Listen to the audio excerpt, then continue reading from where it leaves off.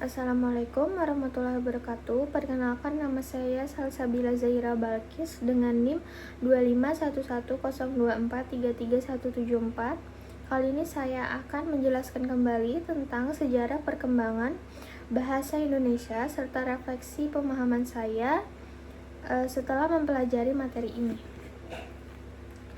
Latar belakang sejarah bahasa. Menurut sejarah bahasa, pada beberapa abad yang lampau di daratan Asia terdapat sekelompok bangsa yang menggunakan bahasa Austronesia.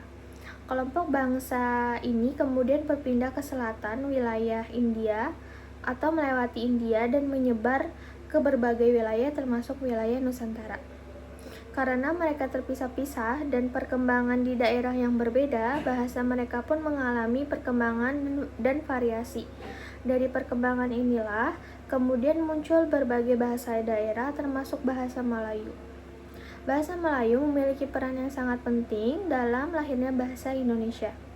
Ada beberapa alasan mengapa bahasa Melayu kemudian dijadikan dasar bahasa Indonesia. Pertama, bahasa Melayu sederhana dan sangat mudah dipelajari. Kedua, tidak mengenal tingkatan bahasa seperti dalam bahasa Jawa. Ketiga, sejak zaman Kerajaan Sriwijaya, bahasa Melayu sudah digunakan sebagai bahasa pengantar perdagangan dan ilmu pengetahuan. Keempat, bahasa Melayu telah menjadi lineage franca, yaitu bahasa perantara antara daerah di Indonesia. Pada zaman penjajahan Belanda, bahasa Melayu digunakan sebagai bahasa pengajaran. Keenam, penyebarannya sangat cepat ke berbagai daerah. Karena faktor-faktor tersebut, bahasa Melayu kemudian diangkat menjadi bahasa Indonesia dan secara resmi digunakan sebagai bahasa Indonesia atau bahasa nasional. Ketiga, pengertian bahasa. Bahasa adalah alat komunikasi yang digunakan untuk menyampaikan isi hati, pikiran, dan perasaan kepada orang lain secara jelas. Bahasa memiliki dua unsur utama, yaitu unsur makna atau isi berupa pikiran dan perasaan. Kedua unsur lahir yaitu bunyi yang teratur. Bahasa Indonesia dapat digunakan dalam bentuk bahasa lisan, bahasa tulis, dan bahasa isyarat.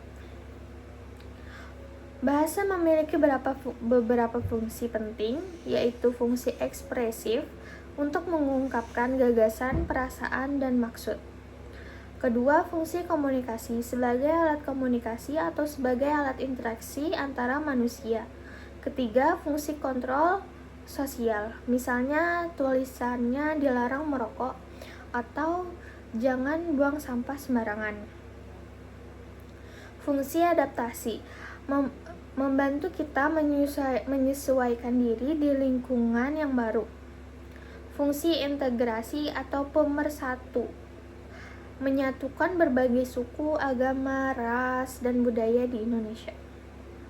Sebagai bahasa nasional, bahasa Indonesia memiliki kedudukan sebagai lambang identitas nasional, lambang kebanggaan bangsa, alat komunikasi, alat pemersatu bangsa yang berbeda suku, agama, ras, dan budaya. Setelah mempelajari materi ini, saya semakin menyadari bahwa bahasa Indonesia bukan hanya sebagai alat komunikasi, tetapi juga sebagai simbol persatuan bangsa. Saya memahami bahwa bahasa Indonesia lahir dari proses sejarah yang panjang. Bahasa ini bukan muncul secara tiba-tiba, tetapi melalui perkembangan bahasa Melayu yang telah digunakan sejak zaman Sriwijaya. Saya juga menyadari bahwa keberagaman bahasa daerah di Indonesia justru dipersatukan oleh bahasa Indonesia. Tanpa bahasa Indonesia, mungkin akan sulit bagi masyarakat dari daerah yang berbeda untuk saling memahami. Melalui materi ini, saya merasa lebih bangga menggunakan bahasa Indonesia dengan baik dan benar, karena bahasa ini adalah identitas bangsa dan alat pemersatu negara kita. Terima kasih atas perhatiannya. Wassalamualaikum warahmatullahi wabarakatuh.